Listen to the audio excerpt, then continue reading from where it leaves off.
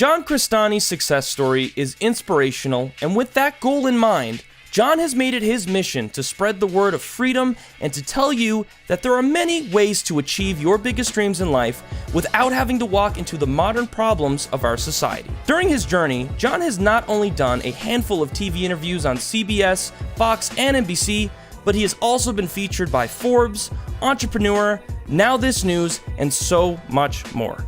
Ladies and gentlemen, give me a warm hand in welcoming John Crestani.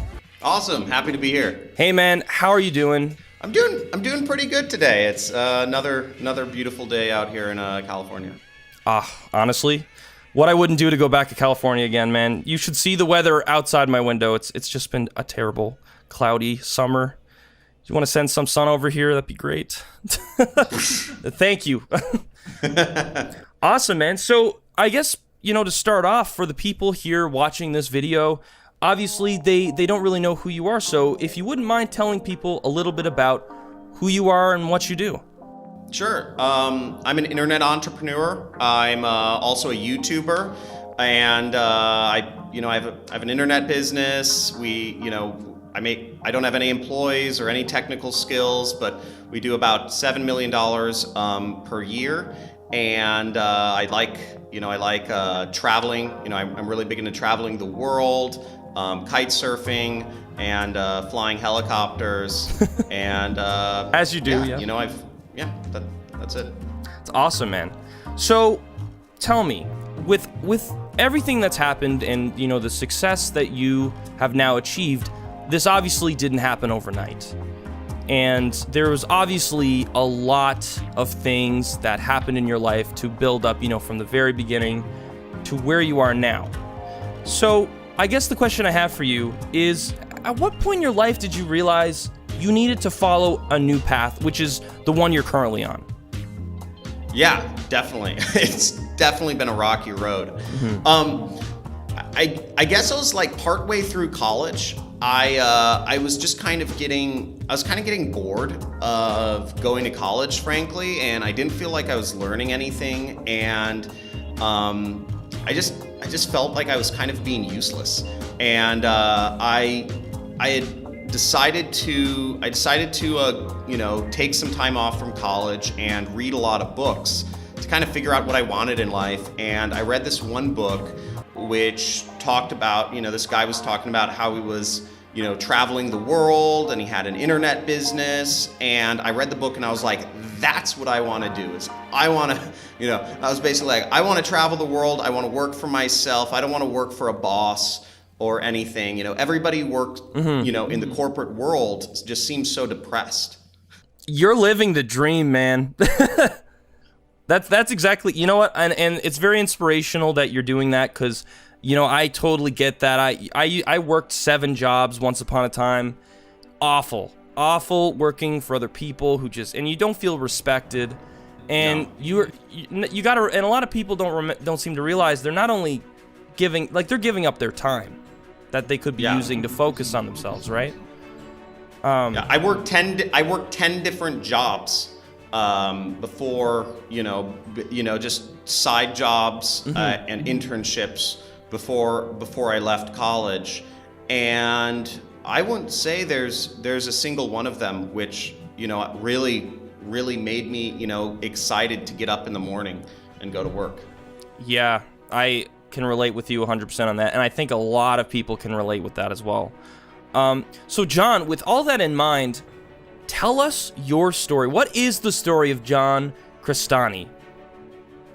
So I could start with how after I made this decision, which was like an epiphany at the time, I was like, wow, I could work for myself, and I thought it was so cool. Unfortunately, that turned into me, trying to start my own businesses over years, and I left college, and none of them worked out. And what I actually did, because I was so dead set, I told my family I'm going to be an entrepreneur. I told my friends I'm not getting a job. I'm going to be an entrepreneur. I'm leaving college, and I ended up unfortunately becoming a medical guinea pig. And at the time, I thought it was really cool. I could basically, I was a human test subject, and it paid really well. I was making, maybe, after leaving college, I was making $6,000 to $8,000 a month to just kind of sit around in hospital beds. And there were a lot of cute nurses around, and they had Xbox, and all you'd have to do is like take a pill like once or twice a day, and the rest of the time you're just kind of sitting around and having your blood measured or whatnot. And for me, at the time when I was like 21 years old, I was like, this is awesome. I'm making I'm making pretty good money, and I can use all that money to like spend on starting an internet business. But unfortunately, I thought it was really cool, but the reality was first off, it wasn't good for my health. I'd end up throwing up sometimes, because these were experimental drugs. It was also really depressing because I really lost a lot of my friends during that process, and my family, I don't know, like nobody would, like conversations got weird because people, when people asked what I did, I felt too embarrassed to tell anybody that I was a medical guinea pig. And they're saying, hey, John, you left college. Do you have a job? And I'm just kind of like, no. And they're like, what are you doing? And I'm like, I'm trying to build a business. And they're like, how's it going? And I'm like, it's, I'm trying. And everybody just kind of, so family members stopped talking to me. I was seen as the black sheep, and whereas everybody else that was leaving college, they're talking about their jobs they're getting, or they're saying, oh, I just got this internship at this really good company, and I even remember, but it was so weird because I was getting ostracized by everybody I knew slowly but surely because I was just failing and failing and failing. And I remember one time when I was at some bars with some of my friends, and a girl asked me what I did, and I thought it was kind of funny that I was, that I made money as a medical guinea pig, and I said, I'm a human test subject, and I don't have to work a job, and she just looked at me and she said, that's pathetic. And I was like, ooh, damn. Yeah. Ooh. And like, for people who've watched a lot of my content, know I've been through some bad dating situations. Oof, that's rough though. That was rough, and and there were a series of situations like that happened with girls. I mean, I was renting an apartment for $500 a month. I was subletting a room from somebody who was unfortunately addicted to drugs. I guess that's why the room was so cheap in Santa Monica. But for me, I was in and out of hospital, so I was like, oh, I just need a place to store my stuff. And I remember bringing a girl back there one time, because once again, I'd met a pretty girl, and I was like, I was kind of stoked. We kind of went on a date, but then we came back to my place, and she sat down on the edge of the bed, and then she told me, I'm feeling sick, or she had some excuse like, oh, I have a stomach ache. And I was just like, this was going down, and she thinks my situation is so pathetic that like she's just bouncing. Right. And that was, that lack of, dealing with all of that, losing friends, losing, being kind of the black sheep of my family, and, girls just not digging anything. And I'm a 22 or 21 or 22-year-old guy. It really started taking a toll on me. And I ended up getting a job, and after a few studies where I threw up, because it was, the drugs had a reaction on me. Right. I kind of realized that this is, I gotta be realistic and go get a job, because it wasn't working out as an entrepreneur. That's insane. And I said this to you earlier, but I mean, like, I've never met anybody that's been like a medical guinea pig. You always hear about it, but I mean, you've lived that. And I mean, I think it's such an interesting, I think that's so interesting that, like, you've been through that and being put in that situation where people just started, like you said, ostracizing you because you were hustling. You were doing a side hustle, just in a way I guess is just frowned upon in some sense, or that's how they treated it, right? Yeah. So yeah. Sorry, but I'll let you continue, because there's obviously a lot more to this story. I mean, what I ended up doing after this was, like, all during this time, like in between studies, because studies would be anywhere from like a day to a few weeks, where I'd be in the hospitals. But in between, I would be going to all of these like motivation, like business seminars around LA, or like how to start an internet business, or how to be an entrepreneur, or how to invest in real estate. Anything I could go to. There's guys on stage saying, hey, you can make a ton of you can make a ton of cash, like do this or do this. And I just went because they were free, and I was hoping to learn something. But through going to all of those things, I ended up meeting a few people that were kind of regulars, and I remember this one guy. His name was David Yeager. He was Jewish, he had the curly, we kept in touch via email, and I said, hey man, do you know anybody who has jobs? I'm looking for a job, and the entrepreneur thing isn't fully working out just yet. And he had a job in an internet company, which was great, because I was trying to learn how to start an internet company. Mm-hmm. So I was like, oh, this is a great situation. And I said, yeah, I'll go to work for the internet company. And I got hired there, and I did pretty, I started, I really took, like, I was still kind of running my I was trying to figure out how to run a business, start my own business on the side.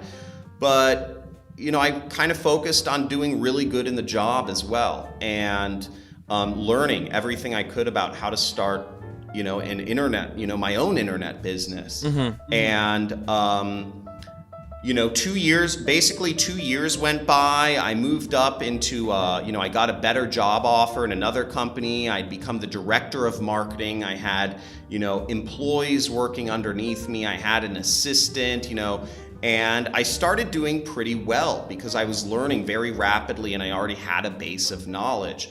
So, I was managing, what I was doing was I was managing people's ads on Google. I was managing other businesses that wanted to advertise on Google. I was placing their ads and writing their ads and editing images and creating websites. Mm-hmm. And I got really good at it. And I remember I had made,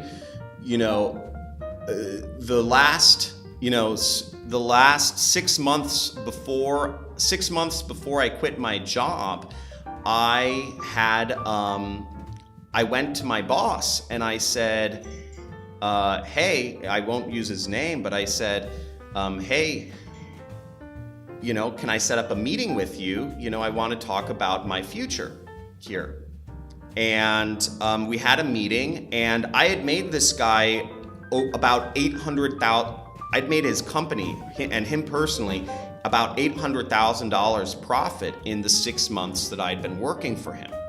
And we both knew it was a lot of money, and we both knew that I had become an invaluable employee mm-hmm. to the business by just how good, I was doing at marketing his clients. Right. And I went to him and I said, hey, I'm wondering if there's a way that, I really like working this job. I feel like I'm doing well. I'm wondering if we can have some sort of like incentive plan or bonus, or if I can get a raise, because right now there isn't anywhere for me to move up in the organization. I'm already, I want to have a path to grow because I'm really liking this. And I remember he listened to my spiel. I had a little kind of presentation, and it was very, very reasonable, and I didn't name any specific numbers. I was just looking for some sort of incentive plan or something. And I remember he's sitting there, and he's sitting back in his chair, and he's very kind of big, and he's got a lot of extra weight in him. He's got big guy, just scruffy, and he looks at me and he says, "Or else what?" Wow. Really? And I had prepared for 2 weeks for this meeting, and I talked to different people. I talked to my parents. I said, what do I do? I'm gonna ask for a raise. And they said, be prepared for any question he throws at you. He's gonna make you justify it. You're gonna have to really be prepared. And I was prepared for every other question he could have said. He could have said, oh, what justifies this? Or why would this help? How would this help the company? Or I was prepared for everything. And except him saying, or else what? So he just completely shuts you down. He just completely shut me down. And I was just personally, I wanted to reach across the desk and strangle his fat neck. I quit! Yeah, I know.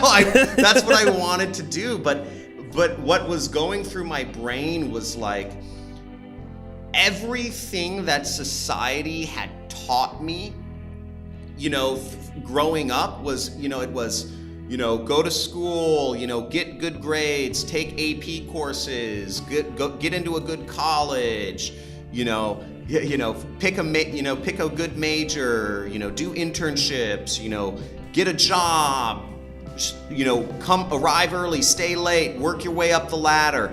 I was doing, and I had briefly, I had given up on my entrepreneurial dreams. I had just gone with the plan, what I call, option A. And I had gone with the plan, and I was there inside of me. I was like, wow, I might actually have a future in this, this kind of normie, I call it the normie system. And it was just a shot back to reality. It was no. It was yeah. There's no opportunity for you here. And I don't know if my experience was just bad, but it left me so confused and depressed because I had been getting so excited about I was suddenly respected again, and I thought I was having success after having so many years of failure. I was making a little bit of money. I was the director of marketing. I was making above average salary for my age, definitely. And I had an assistant, and I had a little modicum of respect, and people were, thinking I'm a little bit important again. And it was just sad hearing that there was no future there. And but in hindsight, it led me back to what I believe my true north is, which is really, I'm, being an entrepreneur, and, it really brought me back to that. And, I don't regret a single thing that's happened. So. Well, I think I really respect that. I can't say I ever got in a situation like that where, a boss shutting you down after so much work that you've put for them. But, I definitely know what it's like to feel oppressed and unappreciated in a way. And, for people just not to respect you, especially in the workplace. And I think there's so much opportunity for everybody, but, like you said, society just teaches you how to live a certain way that's almost just oppressive to your dreams. Yeah. And I think, there was a moment where, you know, you finally, so like something snapped within you, and you just kind of woke up and realized this reality is just kind of like not how it should be. It's not, you know, it's based on what was happening in the 50s, the 60s, you know, it's you know, the world is so different now, you know. It used to be people have a job for 40 years. So, you know, I guess, yeah, you know, at that point, you know, that when I went home that day, I decided, you know, I said, I'm going to quit within 3 months. I'm going to quit this. I'm going to fight tooth and nail. I'm going to create an income. You know, I'm going to really get my business to make me enough money to quit my job, you know, my side hustle.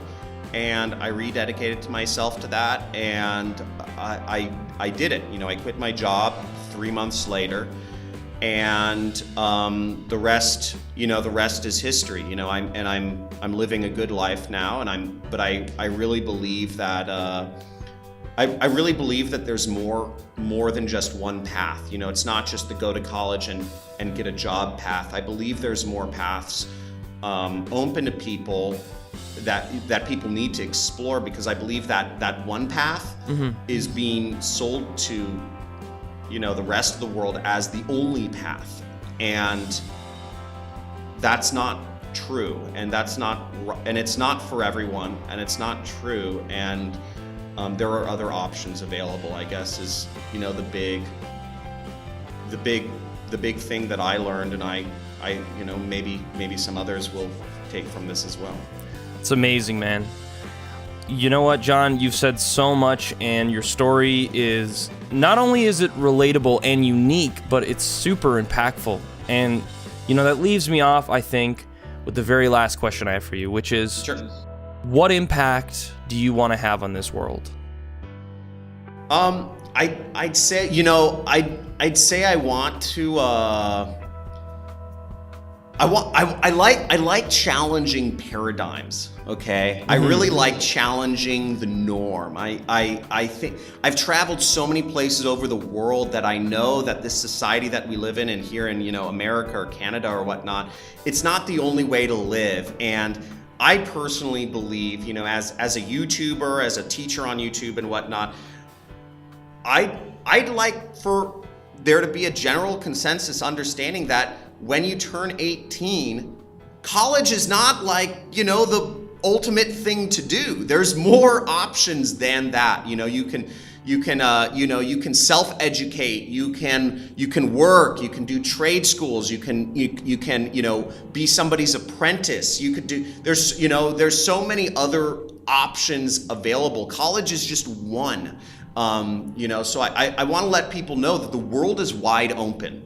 The world is wide open. Whatever, you know, what you want to do, you can do. There are options, but it does take hard work. I'm not going to say you can be anything you want to be and you'll never fail. I'm saying it takes hard work, but it is possible, and there's multiple ways to get there. It's not just you know, it's not just a work your way up the ladder type of situation, because I think that didn't work for me, and I don't think it works for many people. Amazing, man. Well, John, thank you so much for taking the time to have this interview and, you know, share your wisdom. I mean, I'm learning. I'm just sitting here in awe listening to your story, and honestly, I have nothing but respect for you, man.